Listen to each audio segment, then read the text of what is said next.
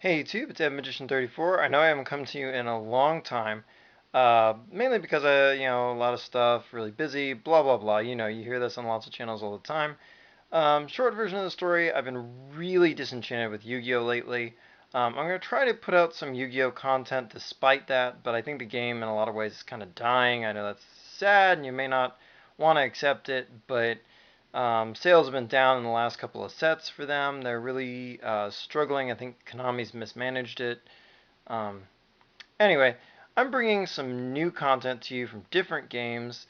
Like I say, stay tuned. There will be some Yu-Gi-Oh stuff, but it's not going to be as hardcore tournament necessarily. And one thing I have been getting into lately is this. And let's face it, a lot of you probably haven't played in a long time, not since you were very little, and you probably didn't understand that this game actually can be very competitive and has a surprising depth of thought and strategy to it that's really satisfying to me as a gamer who's really tapped into a lot of different games. So I've been playing a lot of Pokemon, a lot of Magic lately. I know those two things don't often go together, but yeah, that's kind of where I've been at. And I got back in. I didn't have a lot of cards at my disposal, but I went to the Battle Roads, which is sort of like an annual type thing where you compete. It's sort of like a regional, I guess. And I didn't know what to take. I didn't have a lot of options, but one family I could build around was the Samurott. Uh, he's kind of tankish, I thought. He's 140. He takes 20 off every hit, and he can hit. I run double colorless in this deck, so I thought I can hit with 80 on turn, basically my second turn, thanks to Rare Candy. So I thought that was kind of cool. And I went 3-1-3 with one Duat and then three Oshawotts to complement that. And I got the Oshawott that I can at least attack on turn one with. Not for a lot, but you can do something. I had one Killdeer EX. He was a natural fit. He can hit real hard with the water energies, and double colorless can get him to go off pretty early too. So I felt he was a good fit. I own two Mewtwo EX, and he's kind of a no-brainer. With the double colorless, that's sort of my strategy. The way I was going was quick and aggressive. This card, just a natural fit. I was kind of looking for a little bit more filled out lineup, and from what I had available, I thought, this Rourke is actually pretty cool.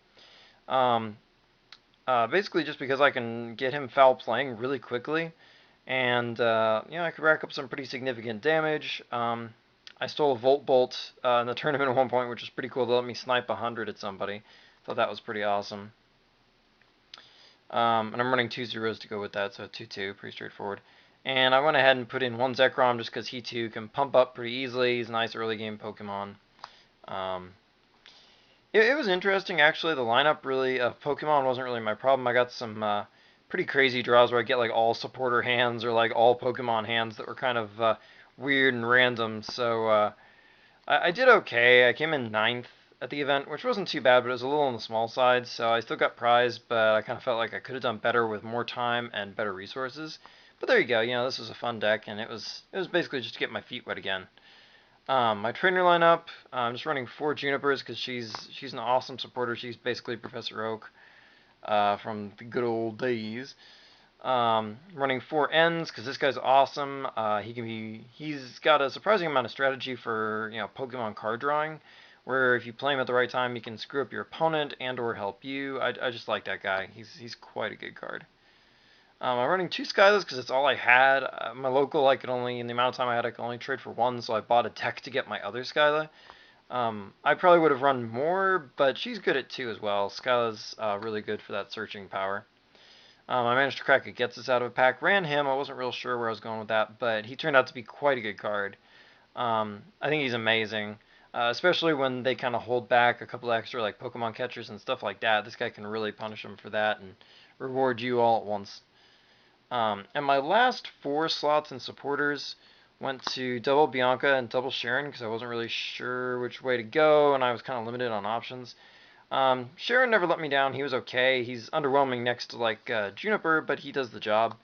I almost switched to Bianca's after some playtesting for Colresses, but I decided that she's a little less conditional because some opponents will only have maybe one bench Pokemon.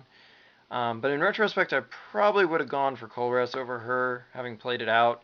Because the few times I did have access to her and played her instead of something like Juniper in the same hand, um, it ended up she was rarely more than just a glorified Sharon at best. So I think Colress probably would have done me better in the long run. But live and learn, anyway. I'm running 3 rare candies, obviously, for my 3 Samurats. And 3 switches. Old school switches are best. And that's pretty much one of those no-brainer support cards for this game. Pokemon Communication. I got enough Pokemon and enough need for like the evolutions that I figured Pokemon Communication was a good way to go. And I didn't have Ultra Balls. I don't own them. But I went with Great Ball. I figured, yeah, this will probably be okay. Early game, it helps me filter through my deck, set up better draws with my supporters and stuff like that. You know, you can play them out real quick. Might have helped Bianca. But I gotta say, of all the cards in this deck, it was probably the least good. I would definitely switch these out for other things if I had it to do over again. Hopefully I can pick up some Ultra Balls and switch those in over this. Of course, I'm going to have different Pokemon by the next major tournament anyway. So it's a moot point, but yeah, I do not advocate Great Ball. I know some people really like the card, but I found it quite abysmal. So anyway, I was running 2 Hypnotoxics. They're okay online. I figured 2 might be good, get in some extra early game damage. I think you just need to go all out with Verbank and like 3 to 4 Hypnotoxics, or really not even bother with the slots. But once again, I was a little pressed for stuff to get in here. You may notice there are no Pokemon catchers. I didn't own them. They're really expensive for what is essentially Gust of Wind with a different name. The card's like nearly $20 for the regular one, and you can go up into the 50s or even $60 I think right now for the ultra rare version.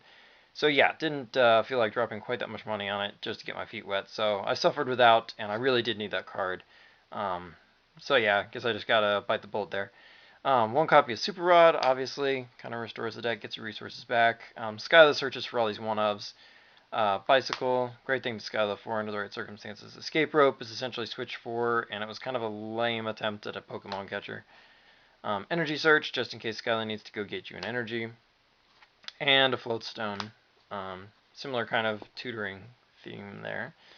And the energy lineup's really straightforward. We just have our 4 double colorless, of course, trying to get that speed beatdown theme going. And then we got our energy lineup, which in the basic department is 7 water, and that worked out just fine for me. And then 1 dark, which I could theoretically energy search for, and this is just straight up, this is just a Resork. But other Pokemon can be powered with it, so I mean, it's not totally dead or anything like that. So overall, it was an interesting deck. I enjoyed it. It made me want to play more. Play online if you just want to kind of mess around but not invest much money. It's a lot of fun, and that way you can play a card game 24/7. You got it well supported, probably better supported than other games. They'll even give you free cards for logging in, stuff like that. It's worth checking out, you know. And if you're embarrassed about going to play at your local, there will be people, you know, of the older age bracket if that's your concern. If you're self-conscious about that. But really, you don't have to worry about it because, I mean, online, nobody knows what age you are anyway. So it's fun, but I strongly recommend going in and playing at your local, wherever that might be. The game is fast, but not too fast. And because it has a modified format, sort of a time-sensitive one that cycles like in Magic, it's not one of those games where, the decks never change or they get overpowered and there's that crazy power creep like in Yu-Gi-Oh! And so on and so forth. But anyway, there you go. That's my deck for Battle Roads. And until next time, like, comment, subscribe, and check out my channel for more cool gaming content.